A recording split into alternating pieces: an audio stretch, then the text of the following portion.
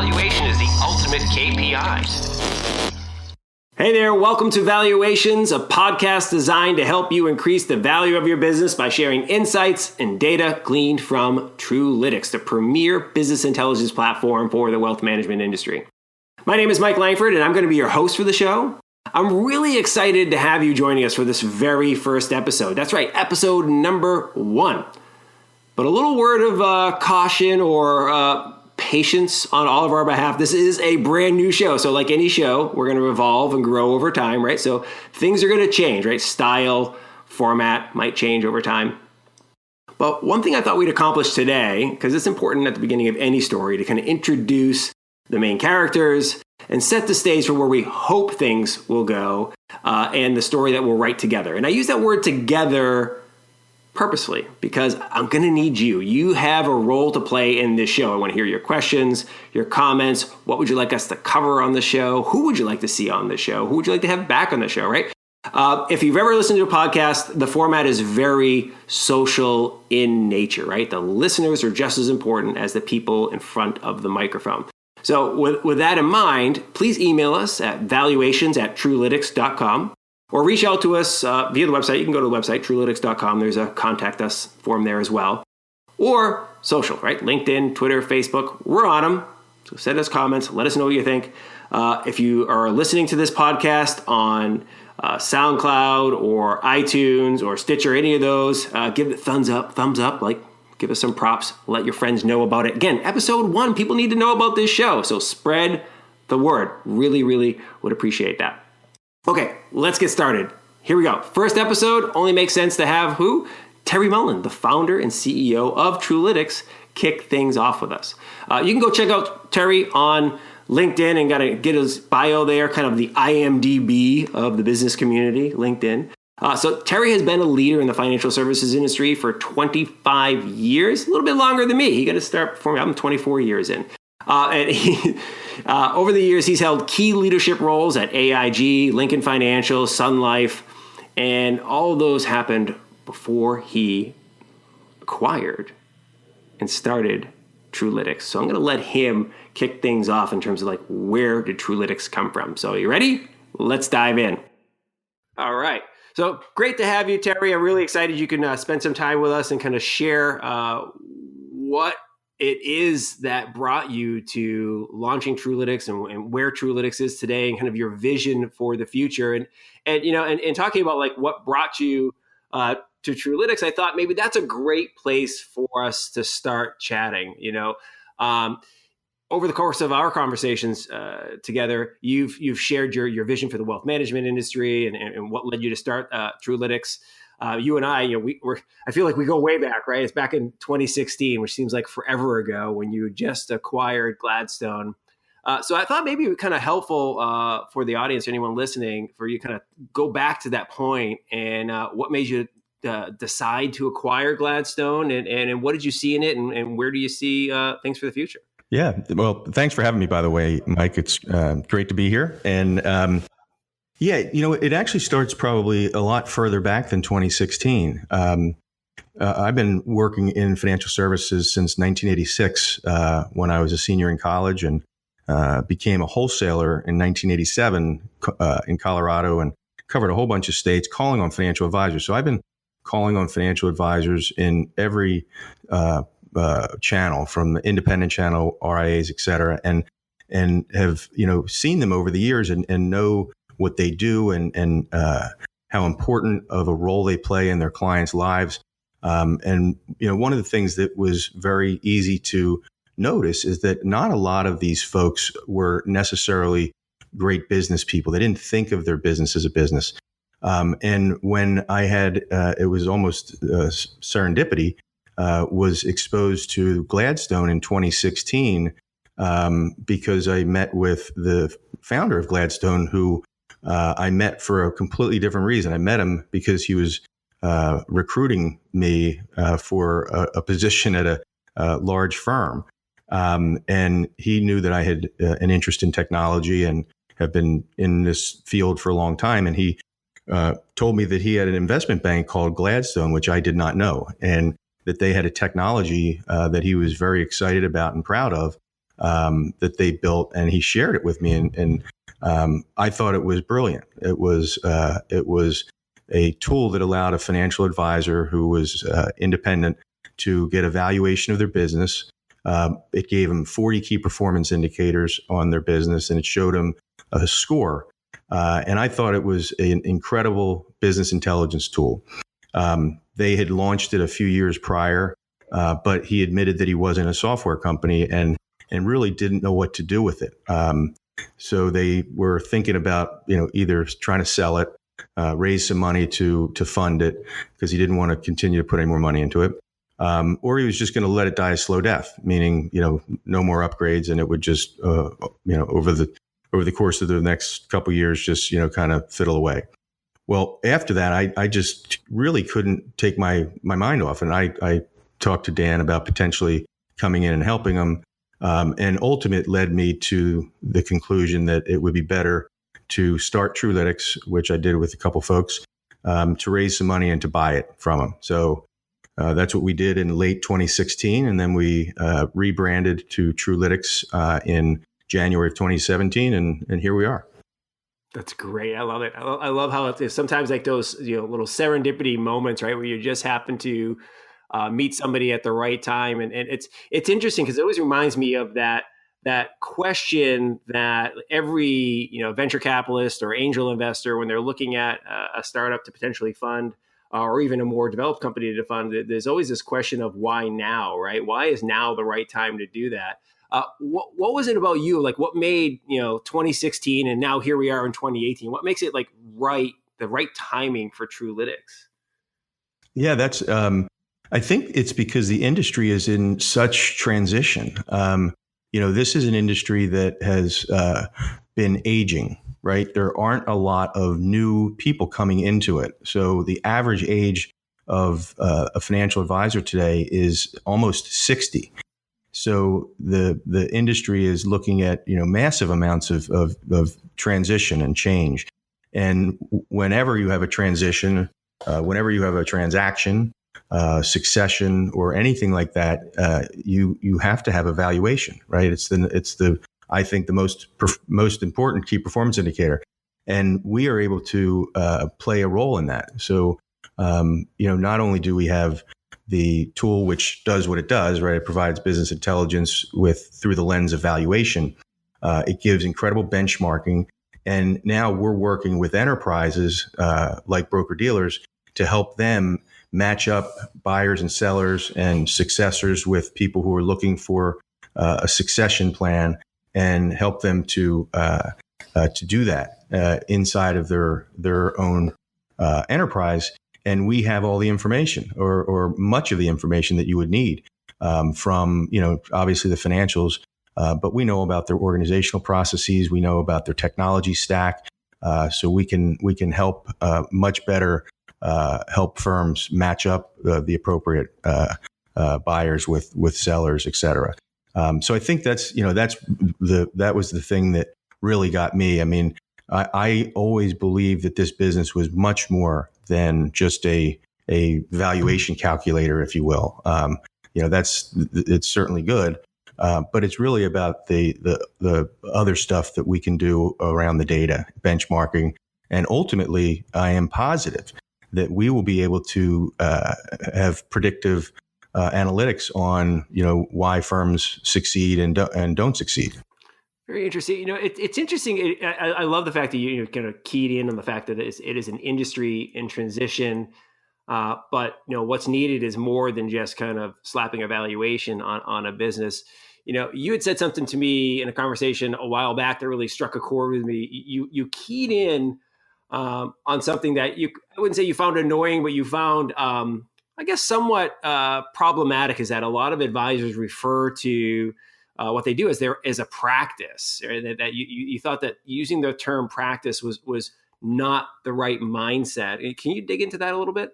Yeah, it's a little bit of a pet peeve for me.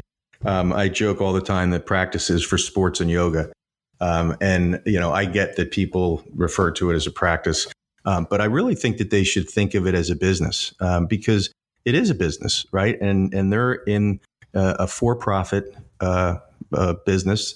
And if that's the case, then you should treat it that way.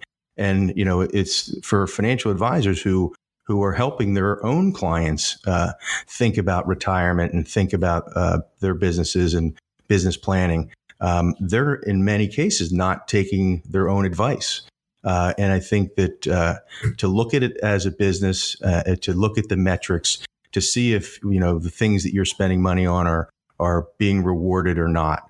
Are you spending the right amount on marketing, right? Something that you would probably tell people they're not probably spending enough, and things like that. So I do often joke that it isn't a practice.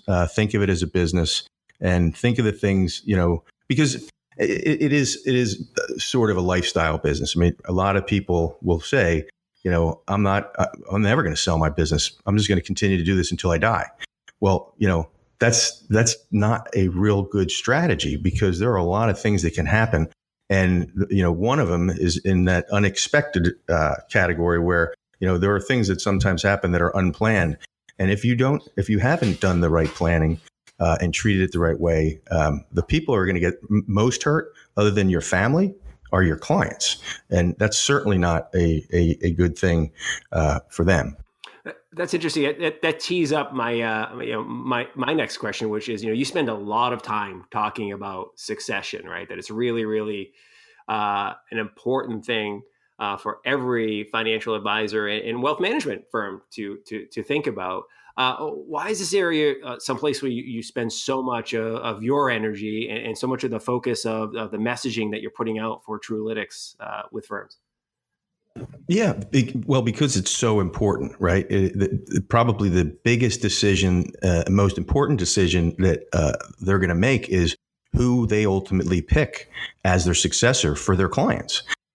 So I think it is something that they really have to spend a lot of time on. And one of the challenges is that because it does take time, they don't plan for the unexpected, right? The emergency. And just in the last 2 months, I've had 2 phone calls where somebody that some of our clients had an advisor who passed away without anything in place. And when that happens, it is tragic, because the business literally the week before may have been worth $2 or $3 million. That day and going forward was worth a fraction of that, because those clients and assets are just going to go away, because by the time they are able to try to fix it, it's going to be 60, 90, 120 days. And those clients just go elsewhere. So having an emergency plan in a worst case scenario is not difficult to do. It really isn't. And then spending the time to find the right person, preferably inside of your own broker dealer network, if you're with a broker dealer, because there's nobody that should be willing to pay more for your business than someone inside that broker dealer already, because the risk of having to repaper and do all those things just is too great. So, really start to thinking about succession, about the personality that you need to find. You can test drive it. But it's so critical, and too many people just haven't really done the right planning. And for the vast majority of advisors out there, they only have basically their future revenue stream and maybe client relationships to sell. It's not like they have obviously there are a lot of firms now that are RIAs and building infrastructure, et cetera, that do have, and there are a lot of transactions, but if you're just a one-man solo practitioner, basically you're selling your future revenue stream and clients, and that means you need to have someone who is a successor who will be able to go into that transaction with you. It's really interesting. I do spend a lot of time talking about that with advisors and with firms. Is like, the reason why your clients chose to work with you isn't because you have some sort of spectacular products to offer or that no other advisor has. Almost always is because they sat across the table from you, looked at you, and decided you're my guy, you're my lady to guide me in my financial future and help me achieve the goals that I want to achieve. And to your point, helping that client make an educated decision on where they're going to go next, should you decide to either exit the business voluntarily or involuntarily, and helping them kind of blessing that next advisor, right? That they can trust them, that they should be comfortable with them, is super important to the end all value of your business. Yeah, absolutely. Yep. So it's interesting. One of the things, again, in our conversations, and I hear you talk about this, is that you're so passionate about the people involved, right? You never seem to ignore the fact that it is a relationship business, right? That these are human beings running their businesses. They're trying to accomplish their goals. They want to do some things that are right by themselves and right, or if it's at the broker-dealer level, right by their advisors and the end clients. And it's why I'm impressed by that is that even though Truelytics is an analytics platform, right? It's heavily numbers and measurement driven. You never seem to lose sight that it's at the end of the day, it's about the people. I wonder, kind of looking a little more internally, if you could share a bit about your people, the team you've assembled there at Truelytics, and why you feel it kind of uniquely qualifies Truelytics to solve these problems and serve the wealth management industry and the advisors and help them achieve their goals that you've kind of been talking about with improving the value of their business and helping them navigate successful successions. Yep. Well, it's funny. The original team, I was the only person that had any financial services experience, and the other folks that were with me at the beginning brought other skill sets around the internet and SaaS products and marketing. So Jeremy Carnell, who is I say it all the time, he's a savant when it comes to marketing, has just done an incredible job getting Truelytics up and running, and is not only our chief marketing officer, but also does product development and has architected that just incredibly well. Kevin Gully is able to implement that stuff with our team, and we've really literally turned into a software company. A year ago, I could not have said that, but we are on a product development path with monthly updates to the system that is just incredible. And the progress, I urge anybody to go and see the stuff that he has been able to do. And then we were very fortunate to bring Jeff Miller in to the fold. Jeff actually originally came to me as a potential investor, which he did become. But his background was just perfect for what I needed at the time. And that was someone that could, really operate things. His background included most recently where he was at UBS running all products and platforms for them. So he understands large systems and enterprise selling, which was something that initially that's not where we were headed. We were originally selling directly to the financial advisor for roughly $1,000 a year, where today we're selling to large enterprises, broker dealers, custodians, asset managers, et cetera. And that takes a certain skill set that I didn't have. So he was a great addition to the team when we brought him in as president and chief operating officer earlier this year. And then we have others that are just, that have tons of experience in financial services. Earlier this year, we hired Carla McCabe as the director of practice management. Initially, I did not want to be in the consulting business. I wanted to provide people with data and information so they can make their own decisions. But I was overwhelmed by people asking for us to help them.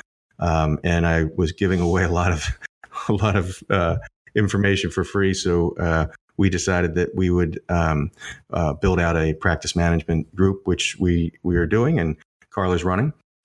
Casey Logan runs our client experience, does all the onboarding. She and I actually started the same time in 1986 as seniors in college for the same firm way back then. So Casey and I go way back. She's worked with financial advisors for her entire career. And then we have Hillary Madge and Ilana Levitan, who are helping in many ways. Hillary is digging into the data to tell us what it's telling us, and Ilana is doing anything we ask her to do. That's fantastic. It's really interesting. You mentioned some of these key points, and I think that oftentimes companies overlook. And one of them that gets overlooked is you've got to make sure that clients, especially if they're implementing a new technology, have somebody to hold their hand and walk them through the process and successfully get started. And I've seen a lot of technology firms that kind of forget that, and as a result, people try it and then abandon it because they never could really feel like they could stand up on their own. So I think it's a smart idea in terms of customer success and practice management to really be looking at those things early in the process. Yep. Yeah. We recognize the fact that you don't need evaluation every day, right? So it's not like people are going to be coming to us every single day to get evaluation, but there are things that they should be looking at much more frequently than they are. And those are the things around the benchmarking and being able to see where you stack up against others, your peers, the market, and we're able to show those types of things. And we believe that we will ultimately be the largest database for those types of metrics. We currently have over 1,200 financial advisory firms on the platform, and that is growing every day. And we have enterprise arrangements with broker dealers and other enterprises that comprise over 30,000 advisors that we are in the process of bringing onto the platform. That's amazing. That's fantastic. Great work in such a short time. Okay, so now I have the big question for the future. Bill Gates famously said, and I couldn't find out where he said this. I think I remember him saying this on one of the late night talk shows, actually. But he mentioned that he had a dream of back in the 80s. I have a dream of having a computer on every desk in every home, right? And people kind of thought that was a little ridiculous, but that was really before the internet started getting going, and there was a need from a communications perspective. But so, what would you say is kind of like your equivalent dream for the wealth management industry, and how that will manifest itself by benefiting from the things you guys are doing at Truelytics? What do you think is your dream if you had to have that audacious dream? Yeah, well, obviously it would be that every financial advisor would be on our platform that's independent and have a great business intelligence tool that provides them with really great data and more than that, because data is just data, but information. And ultimately, because if we can do that or get the vast majority of them on there, we're going to start to be able to tell people things about that, and we'll be able to show people what are the things that make successful financial advisory firms? What do they do? What technology do they use? And things like that. And for the enterprises, it's going to provide them with much better information so they can help those advisors, because the enterprise has to every day make sure that they are adding value to their advisors, because they have choices, right? They're independent. They don't have to work with one broker dealer or another. As a matter of fact, in some cases, they don't even have to work with a broker dealer, right? They can become a registered investment advisor and directly connect in with a custodian. But we can help them with others that they work with to better support those firms. And then finally, we want to help the folks do the best they can in that transition. Because there's a lot of folks that are going to be transitioning out of the business, and we believe that we have a better platform to be able to do that for both the firm and for the enterprise. That's fantastic.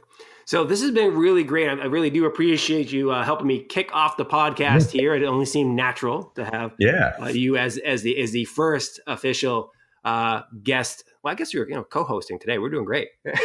This is awesome. You're going to be the new Joe Rogan or Dave Rubin. That's great. So what's the best way? I mean, people are probably going to have lots of questions, want to chat with you, want to learn a little bit more about Truelytics, or catch up with you on and run some ideas by you. that you shared across this platform today. What's the best way for people to kind of follow up with you? Terry at Truelytics.com, TERRY at TRUELYTICS.